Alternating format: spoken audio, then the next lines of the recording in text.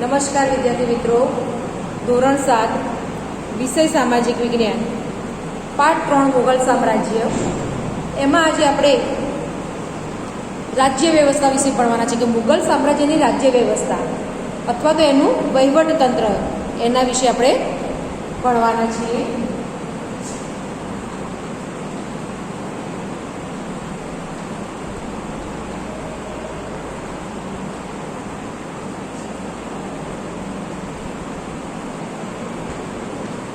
રાજ્ય વ્યવસ્થા અથવા તો વહીવટતંત્ર પણ કહેવાય કે મુગલ સામ્રાજ્યનું વહીવટતંત્ર. એવો પણ પ્રશ્ન આવે છે કે મુગલ સામ્રાજ્યના વહીવટતંત્રની રૂપરેખા સમજાવો. આવો પણ પ્રશ્ન આવી શકે. તો આ રાજ્ય વ્યવસ્થા વિશે જ ભણવાનું. તો મુગલ વહીવટતંત્રની વ્યવસ્થાની સ્થાપના કોણે કરી હતી? વહીવટતંત્રની વ્યવસ્થિત સ્થાપના કરી હતી અકબરે. આ વહીવટતંત્રની રાજ્ય વ્યવસ્થાની અંદર સ્થાપના કોણે કરી હતી? તો સ્થાપના કરનાર હતા અકબર. અકબર દ્વારા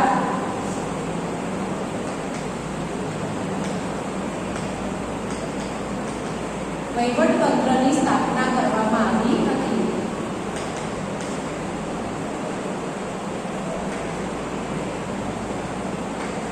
અકબરે સારા વ્યવસ્થિત વહીવટતંત્રની સ્થાપના કરી હતી. આ વહીવટતંત્ર એટલે કે આ શાસનના કેન્દ્રમાં કોણ હતો? તો શાસનના કેન્દ્રમાં બાદશાહ પોતે હતા. બાદશાહ એટલે કે રાજા. તો શાસનના કેન્દ્રમાં, રાજ્યના શાસનના કેન્દ્રમાં કોણ હતું? તો કેન્દ્રમાં બાદશાહ પોતે હતા. પણ રાજ્યનો સારી રીતે વહીવટ થઈ શકે એના માટે મંત્રીમંડળની નિમણૂક કરતા હતા. પણ કેન્દ્રમાં એટલે કે મેઇન કોણ હતું? તો બાદશાહ પોતે હતા. તેમને સલાહ આપવા માટે, રાજાને મદદ કરવા માટે, સલાહ આપવા માટે મંત્રીમંડળ અથવા મંત્રી પરિષદ હતું. મંત્રી પરિષદ એટલે કે મંત્રીઓ રાખવામાં આવતા હતા. મંત્રી પરિષદ હતું રાજાને મદદ કરવા માટે. પણ બાદશાહની સત્તા સર્વોચ્ચ ગણાતી હતી, સર્વોપરી ગણાતી હતી. બાદશાહ સર્વોચ્ચ સેનાપતિ ગણાતા હતા અને ન્યાયાધીશ પણ બાદશાહ જ હતા. કોઈ પણ બાબત વિશે ન્યાય આપવાનો હોય તો રાજા પોતે એટલે કે બાદશાહ પોતે ન્યાય આપતા હતા અને સેનાપતિ પણ પોતે હતા. તો બાદશાહની સત્તા કેવી હતી? બાદશાહની સત્તા સર્વોચ્ચ અને ન્યાયાધીશ હતી. બાદશાહની સત્તા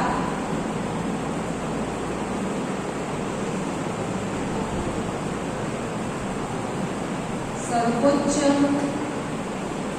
અને સર્વોચ્ચ હતી અને ન્યાયાધીશ પણ હતા. બાદશાહ સર્વોચ્ચ સેનાપતિ હતા અને સર્વોચ્ચ ન્યાયાધીશ પણ હતા કે ન્યાય આપવાનું કામ પણ બાદશાહ પોતે જ કરતા હતા. બાદશાહ રાજ્યના વહીવટતંત્ર વચ્ચે તાલમેલ રાખવા માટે વજીરની નિમણૂક કરતા હતા. રાજા જે હતા એ રાજ્યનું વહીવટતંત્ર વ્યવસ્થિત રીતે ચાલે, તાલમેલ જળવાઈ રહે એ માટે કોની નિમણૂક કરતા હતા? તો વજીરની નિમણૂક કરતા હતા. વજીરની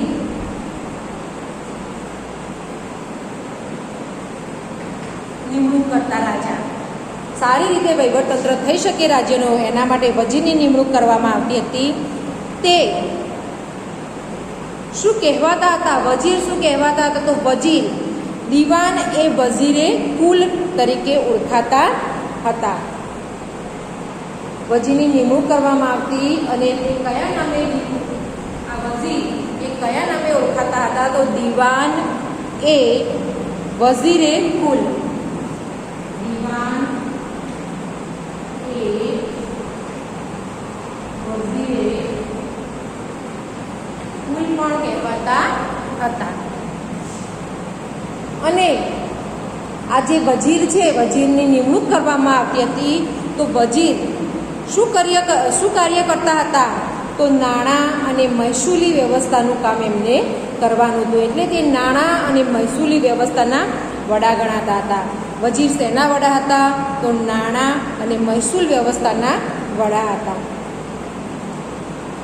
એ વડાને, જે નાણાં અને મહેસૂલ તંત્રના વડા કહેવાતા હતા, તો સેનાના વડાને મીરબક્ષ કહેવામાં આવે છે. યાદ રાખજો કે સેનાના વડાને શું કહેવામાં આવે છે? તો મીરબક્ષ. વજીરને શું કરવાનું હોય છે? વજીર શેના વડા છે? તો નાણાં અને મહેસૂલી વ્યવસ્થાના વડા હતા. જ્યારે સેનાના વડા રાજ્યની અંદર સૈન્ય હોય છે. શું કાર્ય કરે સૈન્ય? તમે બધા પરિચિત જ છો કે ભાઈ એને લડાઈ કરવાનું કાર્ય હોય છે, બીજા રાજ્યો જીતવાનું કાર્ય કરવાનું હોય છે. તો સેનાના વડાને શું કહેવામાં આવે છે? તો સેનાના વડાને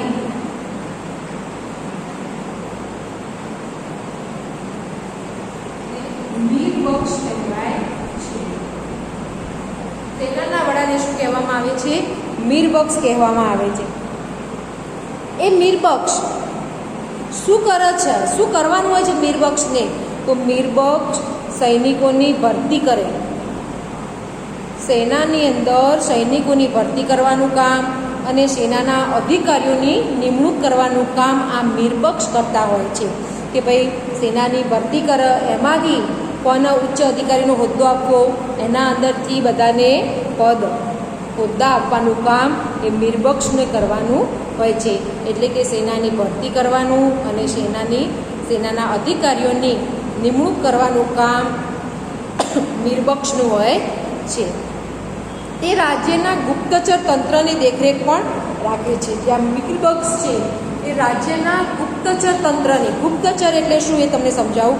ગુપ્તચર તંત્રની દેખરેખ પણ રાખે છે કે ખાનગી વ્યક્તિઓ કે રાજ્યની કોઈ પણ માહિતી આપવાનું કામ કરતા હોય છે.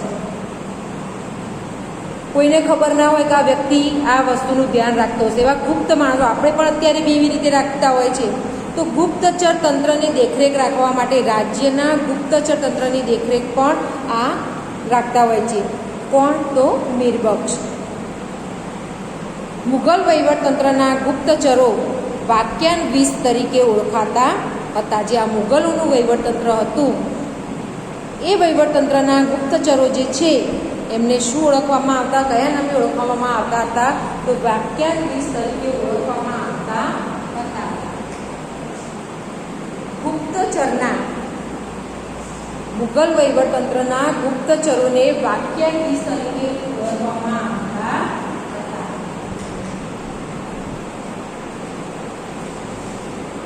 જે મુઘલ વહીવટતંત્રના ગુપ્તચરો છે, જેને વાક્યાન્વિસ તરીકે ઓળખવામાં આવતા હતા. જે મુઘલ સમ્રાટો હોય છે, મુઘલ સમ્રાટની અંગત જરૂરિયાતોનું ધ્યાન કોણ રાખતું હતું? તો મીરે સામાન નામનો વિભાગ હતો. જે મુઘલ રાજાઓ છે એમની અંગત જરૂરિયાતો હોય, એ અંગત જરૂરિયાતોનું ધ્યાન રાખવા માટે મીરે સામાન નામનો એક વિભાગ હતો.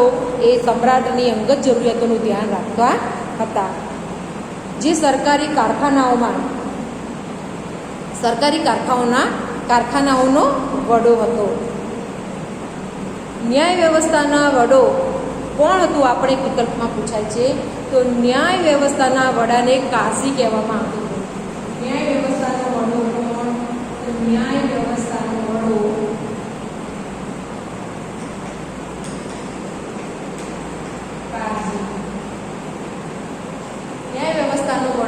કાઝી હતા. બરાબર છે.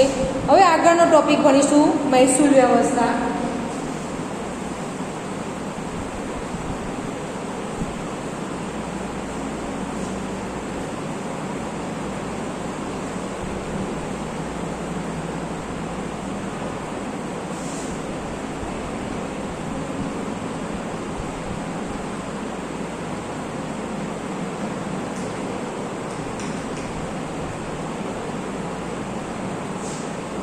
અકબરે ભારતમાં એક નવી મહેસૂલ વ્યવસ્થાનો આરંભ કર્યો હતો.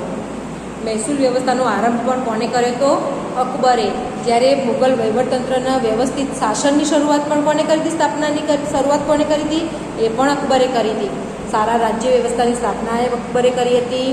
અકબરે ભારતમાં એક નવી મહેસૂલ પદ્ધતિની પણ વ્યવસ્થાનો આરંભ કર્યો હતો. કોણે નવી મહેસૂલ પદ્ધતિ અપનાવી હતી?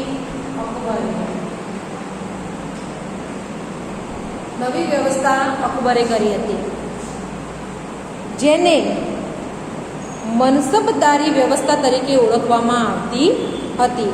જો અકબરે ભારતમાં એક નવી મહેસૂલ વ્યવસ્થાનો આરંભ કર્યો હતો, એ મહેસૂલ વ્યવસ્થાને શું કહેવામાં આવતું હતું? તો મનસબદારી વ્યવસ્થા તરીકે ઓળખવામાં આવતું હતું. મનસબદારી વ્યવસ્થા તરીકે ઓળખાતું. આ મનસબદારી છે જેને જાગીર પણ કહેવાય છે. મનસબદારીને શું કહેવાય છે? તો જાગીરદારી પણ કહેવાય છે. મનસબનો અર્થ થાય છે જાગીર. બરાબર? મનસબનો અર્થ થાય છે જાગીર. આ મનસબનો અર્થ થાય જાગીર અને દારી. તો દારી એટલે જાગીર દારી. મનસબનો અર્થ શું થાય છે? જાગીર. મહેસૂલનો આ યાદ રાખજો, મહેસૂલનો દર વાર્ષિક ઉપજનો 1/3 ભાગ જેટલો હતો. કેટલી મહેસૂલ આપવાની હતી?